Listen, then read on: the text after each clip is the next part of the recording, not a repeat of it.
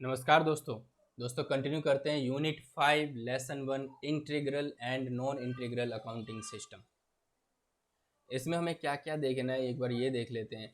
Non integral account का मतलब क्या है, कौन कौन से लेजर मेंटेन करने होंगे, कंट्रोल अकाउंट्स क्या है, प्रिंसिपल कंट्रोल अकाउंट क्या है, अकाउंटिंग एंट्रीज क्या होंगी नॉन इंटीग्रल सिस्टम में, लिमिटेशन क्या है नॉन इंटीग्रल अकाउंटिंग की, इंटीग्रल अकाउंट का मतलब उसके फीचर्स, उसके एडवांटेज, उसके डिसएडवांटेजेस, और अकाउंटिंग एंट्रीज क्या है नॉन इंटीग्रल सिस्टम में। ये सब तो इस तरीके से ये ऐसा नहीं लग रहा है कि ये अकाउंटिंग का चैप्टर है। तो यस दोस्तों, यहाँ पे हम अकाउंटिंग से रिलेटेड चीज़ें ही देखेंगे, इसमें आप जर्नल एंट्री भी देखेंगे। तो अब एक बार शुरू करते हैं और फिर देखते हैं क्या क्या हमें कवर करना है। पहला ही टॉपिक है नॉन इंटीग्रल अकाउंट्स। तो नॉन इंटीग्रल अकाउंट्स में हम क्या क्या चीज़ें बनाएंगे तो देखते हैं। सीमा इंस्टीट्यूट ने क्या कहा, a system in which the cost account are distinct from financial account. एक ऐसा सिस्टम जिसमें कॉस्ट अकाउंट फाइनेंशियल अकाउंट से डिफरेंट होते हैं। इसमें 2 sets of accounts being kept continuously in agreement by use of control accounts. इसमें हम control account का यूज करते हुए अकाउंटिंग करते हैं, लेकिन ये फाइनेंशियल अकाउंटिंग से अलग है। By other means, in financial accounting books are 3 types of accounts are to be maintained। आप जो अकाउंटिंग करते हो फाइनेंशियल अकाउंटिंग, उसमें 3 टाइप के अकाउंट होते हैं, पर्सनल, रियल और नॉमिनल। ठीक है, लेकिन यहाँ क्या है, यहाँ पे इम्पर्सनल अकाउंट और वेरियस लेजर्स। इम्पर्सनल अकाउंट में रियल एंड नॉमिनल आ गए, और वेरियस लेजर्स में आ गए वन प्रिंसिपल लेजर होगा, cost ledger and various subsidy ledgers. तो ये सब है। अब देखते हैं कैसे बनाएंगे। लेजर्स टू बी मेंटेन्ड, क्या क्या लेजर्स बनाए जाएंगे। कॉस्ट लेजर, उसमें आप बनाओगे कॉस्ट कंट्रोल अकाउंट, और कॉस्ट कंट्रोल अकाउंट में क्या क्या होगा, store ledger control account, work in progress laser control account, stock finish goods laser control account और जनरल लेजर एडजस्टमेंट अकाउंट। और अदर अकाउंट कौन से बनाए जाते हैं, और अदर अकाउंट्स बनाए जाएंगे overhead suspense account, capital orders account और सर्विस ऑर्डर्स अकाउंट। फिर आपको बनाना है स्टोर लेजर, कि कितना आया कितना गया, वर्क इन प्रोग्रेस लेजर और फिनिश गुड्स लेजर। यहाँ पे फिनिश गुड्स लेजर भी आपको बनाना पड़ेगा। अब चलते हैं कंट्रोल अकाउंट्स।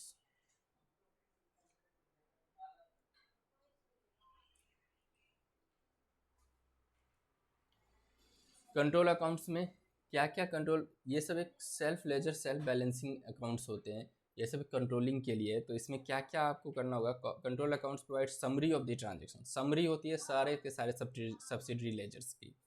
एक तरीके से P&L भी समरी होती है, ट्रायल बैलेंस भी समरी ही होती है। इट प्रॉम्प्ट्स, ये प्रिपरेशन ऑफ फाइनेंशियल स्टेटमेंट में हर अकाउंटिंग एंड में ये बनाई जाती है। ये रिकन्सिलेशन होती है कॉस्ट और फाइनेंशियल अकाउंट की, और ये हमें इंटरनल चेक के लिए भी हेल्पफुल होती है।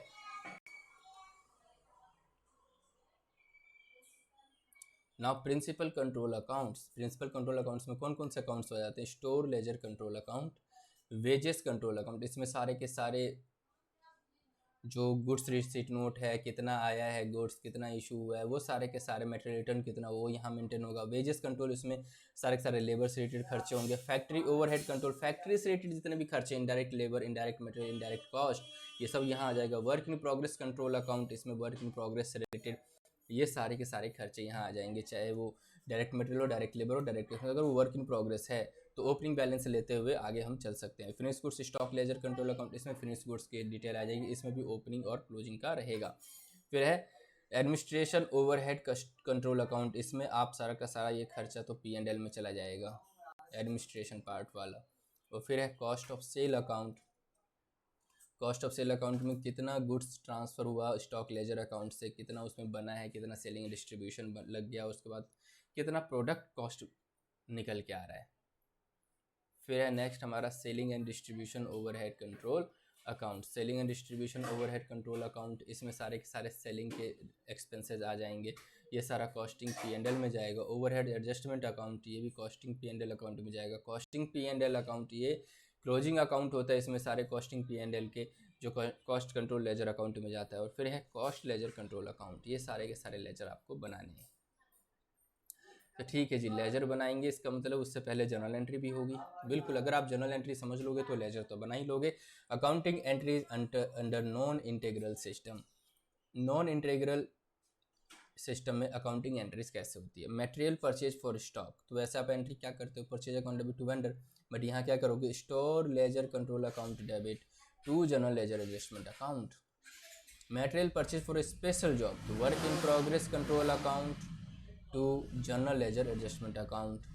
For issue of direct materials to production department, जब डायरेक्ट मटेरियल प्रोडक्शन डिपार्टमेंट चला गया तो वर्क इन प्रोग्रेस कंट्रोल में आ जाएगा और टू स्टोर लेजर अकाउंट में आ जाएगा, क्योंकि स्टोर लेजर में आपने यहाँ पे गुड्स खरीदा था तो भर दिया था, अब उसको आप खाली भी तो करना होगा क्योंकि आप इशू कर रहे हो। फिर for issue of indirect material to production department, तो overhead control to store ledger control account. जो भी आप यहाँ पे डेबिट कर रहे हो उस सब को आप कम करोगे क्योंकि आप यहाँ इशू कर रहे हो। For returning material to supplier, supplier को मटेरियल कर दे तो कंट्रोल अकाउंट को तो क्रेडिट ही करोगे और जनरल लेजर एडजस्टमेंट अकाउंट को डेबिट करोगे। For material return from production department से मटेरियल रिटर्न हो गया तो work in progress control account को क्रेडिट करो। और स्टोर लेजर में पैसा, मतलब वो जो गुड्स है वो स्टोर लेजर में जाएगा ना, क्योंकि रिटर्न होके आ रहा है, सप्लायर को नहीं जा रहा है, अपनी कंपनी के अंदर ही आ रहा है, तो स्टोर लेजर अकाउंट को डेबिट कर दोगे। For material transfer from job to job, तो ट्रांसफर जॉब अकाउंट डेबिट, एक जॉब को डेबिट कर दो, एक जॉब को क्रेडिट कर दो। लॉस ऑफ मटेरियल, तो एबनॉर्मल लॉस है तो costing P&L to store ledger control account. Normal है तो production overhead to store ledger control account. अगर वेजेस की पेमेंट हुई है, ऑन पेमेंट ऑफ वेजेस, तो wages control account debit to general ledger adjustment account. For allocation of direct and indirect labour, तो work in progress overhead control to wages control account. कुछ general entry आपको याद कर लेनी है। For recording direct expenses, work in progress control account to general ledger adjustment account.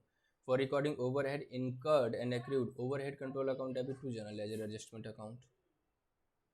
For adjusting under और over absorption overhead, तो ये सारा का सारा ट्रांसफर हो जाएगा ओवरहेड सस्पेंस अकाउंट में।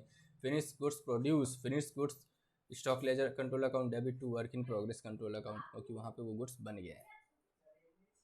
When finished goods are sold at cost of sale account debit to finished goods stock ledger control account.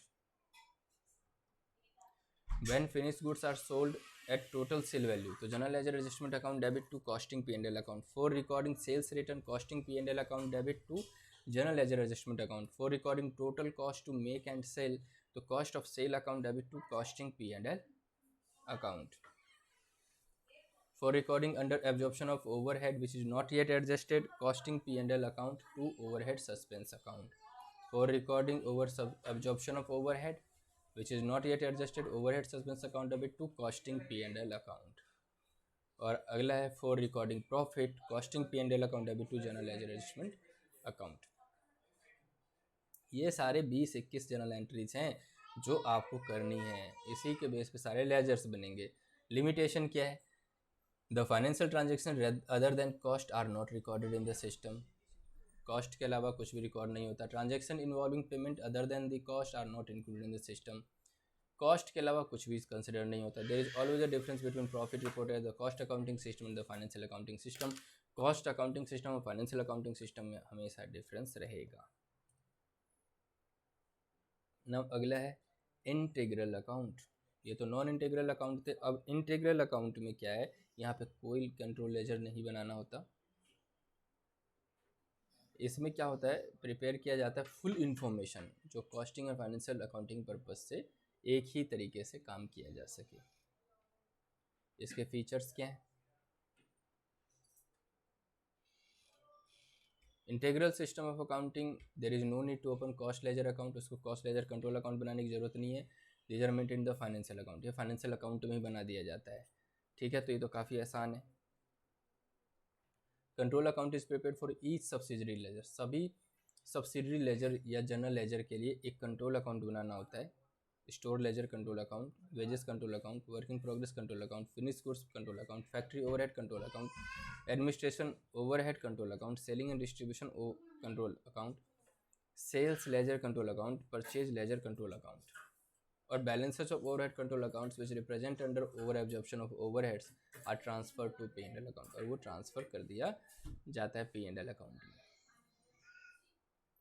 Now advantages, no need for cost ledger, यहाँ पे कॉस्ट लेजर की ज़रूरत ही नहीं है। जब दोनों ही जगह यूज होती है, फाइनेंशियल में भी कॉस्टिंग में भी, तो रिकन्सिलेशन की ज़रूरत नहीं है। Centralize of accounting works, accounting works एक जगह आ जाता है। Information available without delay. Simple and economical और बेटर कोऑर्डिनेशन होता है। अब डिसएडवांटेजेस क्या है?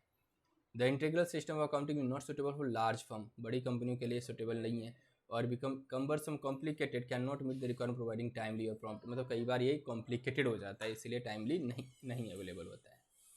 ये हर चीज़ के फ़ायदे हैं तो नुकसान भी है। अब चलते हैं accounting entries under non integral system. Non integral system में अकाउंटिंग एंट्रीज क्या है? Material purchase for stock, store ledger control account, debit to cash और क्रेडिटर अकाउंट, जैसे अकाउंटिंग में करते हो आप, बस वहाँ पे परचेज टू कैश और क्रेडिटर करते हो, यहाँ पे स्टोर लेजर कंट्रोल अकाउंट करोगे। ठीक है। Material purchase for special job, work in progress control account, debit to store ledger control account. For issue of direct material to production department, work in progress control account, debit to store ledger control account. For issue of indirect material to production department, overhead control account, debit to store ledger account. For returning material to supplier, creditors account, debit to store ledger control account. For material returned from production department, store ledger control account, debit to work in progress control account. For material transferred from job to job, transferee job account, debit to transferer job account. Loss of material abnormal है तो P&L account, debit to store ledger account, normal है तो production overhead to store ledger account. Okay, production पे charge कर देते हैं normal को हम। Now on payment of wages, wages control account, debit to cash bank account. For allocation of direct or indirect labor, work in progress or ledger account, debit, overhead control account, debit to wages control account. For recording direct expenses, work in progress control account, debit to cash or creditor. For recording overhead incurred and accrued, overhead control account, debit to cash or creditors account. On absorption of overhead of production overhead, work in progress ledger account, debit to production overhead control account. Of administration overhead, finished goods, finished ledger, stock ledger control account, debit to administration overhead control account. Of selling and distribution overhead, cost of sale account, debit to selling and distribution overhead control account. Over absorption for overhead, respective overhead control account, debit to overhead adjustment account, P&L account. ये सब journal entries आपको याद करनी पड़ेंगी क्योंकि ये normal accounting से थोड़ी सी अलग है। Under absorption for overhead, overhead adjustment account, debit P&L account, debit to respective overhead control account. For recording finish stock produce, finish goods stock ledger control account, debit to work in progress control account. When finish goods are sold at cost, cost of sale account to finish goods stock ledger control account. फिर है 18th, for recording transfer of cost of sales P&L account, debit to cost of sale account. For recording sales cash bank debtor account, debit to P&L account. For recording profit P&L account, debit to P&L appropriation account. अब आप यहाँ से इसकी journal entry का ये example कर सकते हो, इलस्ट्रेशन। जर्नल एंट्रीज ही करनी है, सारा का सारा यही है। जनरल एंट्री बेस्ड है ये पूरा का पूरा चैप्टर। जनरल एंट्रीज आपको याद करनी है, जनरल एंट्रीज को बस एक दो बार ट्राई करना है करके, लिख के, खुद से लिख के देखोगे आपको समझ में आ जाएगा कि हाँ ये चैप्टर सबसे ज़्यादा आसान है।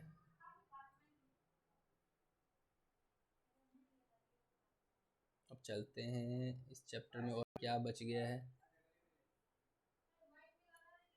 अगर आप जनरल एंट्री कर सकते हो तो जनरल एंट्री के बेस पे लेजर्स तो बन ही जाएंगे, आसान है। तो जो भी आपको जनरल एंट्री समझना, जनरल एंट्री बना लो, कर लो, एक बार लिख के देख लो, उसके बाद आप उसको अच्छे से कर सकते हो। अब जो नेक्स्ट चैप्टर है आपका वो है reconciliation of cost and financial account. Cost और फाइनेंशियल अकाउंट में क्या डिफरेंस है उसके रिकन्सिलेशन करना। और ये चैप्टर आपका बिल्कुल एक लास्ट चैप्टर है आपके सिलेबस का। तो हम इसके बाद 10 ईयर की तरफ शिफ्ट होंगे और 10 ईयर में जितने भी क्वेश्चन दिए गए हैं उसको भी हम एक बार अटैम्प्ट करके देखेंगे ताकि आपकी थोड़ी बहुत हेल्प हो जाए। और उम्मीद करता हूँ कि मेरी वीडियो से थोड़ी बहुत हेल्प भी होगी आप लोगों की। तो मिलते हैं नेक्स्ट वीडियो में, इस चैप्टर को फिनिश करेंगे और सिलेबस को भी फिनिश करेंगे और फिर बढ़ेंगे 10 ईयर की तरफ।